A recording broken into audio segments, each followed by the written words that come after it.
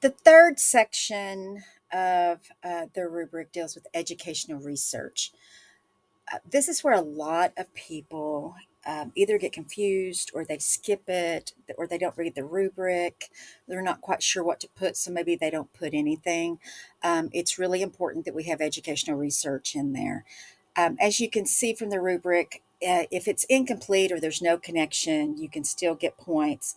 But we really want to be clear and that it matches the description, the proposed outcomes. So this is simply what most of you did when you were in college, or what you do when you're actually looking up something that you may want to purchase. You always want to make sure that it works the way that you want it to work. So educational research, if let's say you're asking for Osmos to help with reading, then you're going to want to look.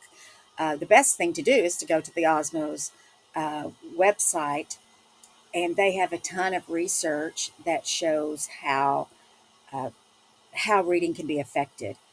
So check with the actual vendor itself of whatever that you're buying, or that you're proposing to buy. If you don't see any research, then you just need to go in and do. You can do a Google Scholar, and you that's where if you type in Google Scholar on the Google page, then it'll bring up only educational scholarly um, articles. And so you'd want to do something on how can interaction improve um, reading? How can manipulatives improve reading? How can this improve reading?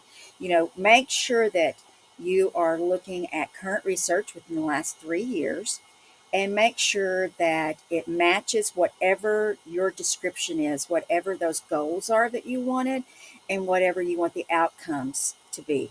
Because that's what we're going to look at. We're going to go and we're going to look at what you wrote right here, and we're going to connect it back to your goals and connect it back to your outcomes and see if you've made a good enough argument. And that's exactly what you're doing here. You're making a good argument that this is something that can help you and your students in the classroom. And we want to see the research that says, yes, it does work.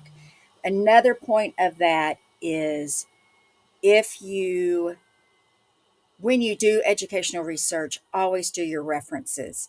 Always put them in. We don't care if they're APA. We don't care if they're MLA. We don't care. We don't care about any of that. But we do want to know where you got it from. We're not asking you to do anything like an official formatting or anything like that. But we want to know where that you got it from, and you can even just type that out and put the link next to it. Just put references and then put Osmo's article came from their website, and put the link of where you found it so that we can go and then we can look at that. This is a really important part. If you skip educational research, it is really hard for us to justify how we can give money um, if you don't understand and tell us that you understand how this can truly affect the students in your classroom.